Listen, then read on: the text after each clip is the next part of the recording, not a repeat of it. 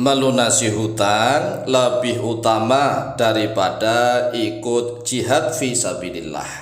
Assalamualaikum warahmatullahi wabarakatuh.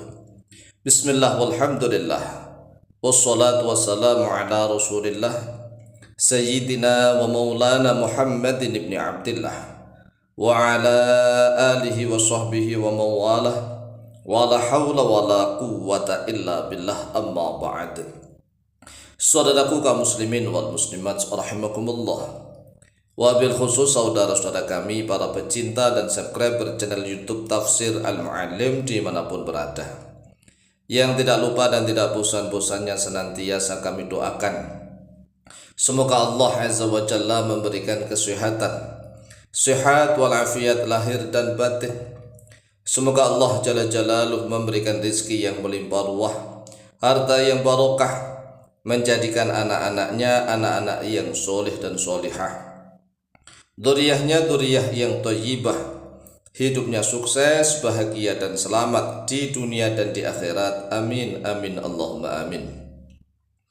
Saudaraku kaum muslimin wal muslimat rahimakumullah, ketahuilah bahwa melunasi hutang-hutang itu lebih utama daripada ikut perang jihad fisabilillah. Mengapa bisa seperti itu?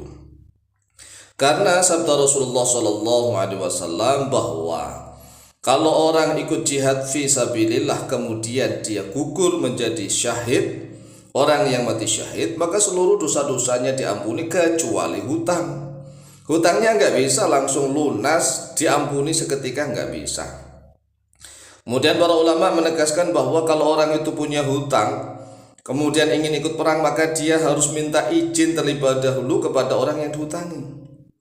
Jadi dia harus minta izin bukan hanya kepada bapak ibunya, tetapi dia juga harus minta izin kepada orang yang dihutangi.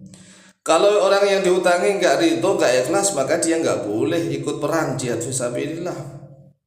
Tetapi kalau seandainya orang yang dihutangi itu misalnya mengizinkan, ridho, ikhlas, berarti dia sudah siap. Kalau orang yang hutang tadi itu ikut perang jihad fisabilillah kemudian gugur, mati di medan pertempuran, nah hutang-hutangnya lunas berarti kan, nggak masalah karena sudah izin terlebih dahulu.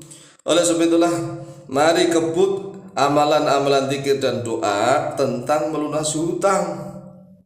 Jadi bagi saudara-saudara kami yang masih punya banyak hutang, kebut amalan zikir dan doa untuk melunasi hutang-hutang daripada amalan-amalan untuk yang lainnya. Nah, bagi saudara-saudara kami yang sudah kaya raya nggak memiliki banyak hutang, maka ikut jihad itu lebih utama, tapi dengan syarat kalau pemerintah yang mengizinkan, pemerintah yang menugaskan, karena masalah perang dan tidak perang itu adalah urusan negara. Lalu bagaimana kalau seandainya misalnya negara yang masih banyak punya hutang tetapi negaranya ikut perang? Lah, kalau hutang negara ini bukan personal, bukan pribadi, bukan individual.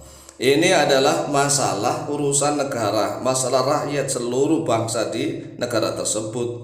Nah, ini para ulama berbeda pendapat karena hutang negara itu tidak sekedar hutang yang butuh begitu, enggak, tapi ada siasat, ada strategi, ada politik tertentu. Enggak ada suatu negara yang enggak memiliki hutang kalau strategi ketatanegaraan zaman sekarang loh ya. Jadi masing-masing negara itu memiliki hutang. Mengapa? Itu ada suatu strategi, ada kerjasama, dan banyak sekali lah hal-hal yang harus kita ketahui asalkan hutangnya tidak melampaui batas. Tetapi kalau hutang-hutangnya melampaui batas karena kebutuhan, ini beda lagi nih. Beda lagi, maka negara tersebut harus konsentrasi untuk melunasi hutangnya terlebih dahulu daripada berprogram atau punya program rencana yang lain-lain begitu. Tetapi kalau masalah pribadi, hutang pribadi, individual, perseorangan, maka jelas qada'u daini muqaddamun 'alal jihadi. Melunasi hutang itu muqaddamun, didahulukan 'alal jihadi, daripada jihad. Qala Rasulullah sallallahu alaihi wasallam, telah bersabda oleh Rasulullah sallallahu alaihi wasallam, yughfaru lisyahidi kullu dzambin illa dainah. Yughfaru, diampuni, lisyahidi, untuk orang yang mati syahid, kullu dzambin, terhadap setiap dosa, illa dainah, kecuali hutang. Jadi orang yang mati syahid itu seluruh dosa-dosanya diampuni oleh Allah, tetapi ada satu yang nggak bisa diampuni, yaitu hutang. Rawahu Muslimun, telah meriwayatkan pada hadis Muslimun oleh Imam Muslim. Rawa At-Tirmidzi min hadits Anas marfu'an, dan telah meriwayatkan oleh Imam At-Tirmidzi dari hadisnya Anas bin Malik radhiyallahu an marfu'an, dalam keadaan marfu', yaitu disandarkan kepada Nabi Muhammad sallallahu alaihi wasallam, al-qatlu fi sabilillah yukaffiru kulla khati'atin. Sabda Rasulullah bahwa terbunuh di dalam jihad fi sabilillah yukaffiru, yaitu mampu melebur, kulla khati'atin, pada seluruh atau tiap-tiap kesalahan. Faqala Jibril, lalu berkata oleh malaikat Jibril, illa daina, kecuali hutang Muhammad, begitu. Faqala Nabi sallallahu alaihi wasallam, lalu bersabdalah oleh Nabi Muhammad sallallahu alaihi wasallam, illa daina, kecuali hutang, ya kecuali hutang yang tidak akan diampuni.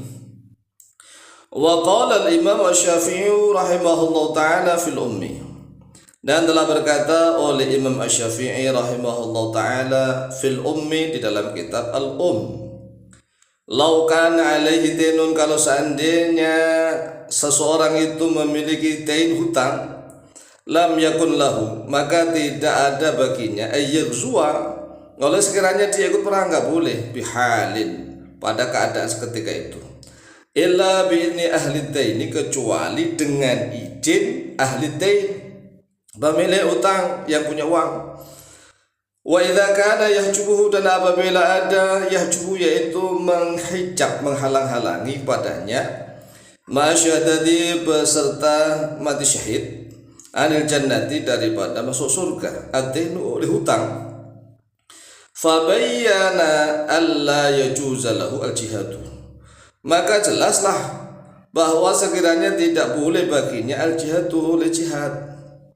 Wa alaihi dainun, dan keadaan dia itu memiliki hutang, illa bi'idni ahli daini, kecuali dengan izinnya ahli dain, pemilik uang yang dihutangi.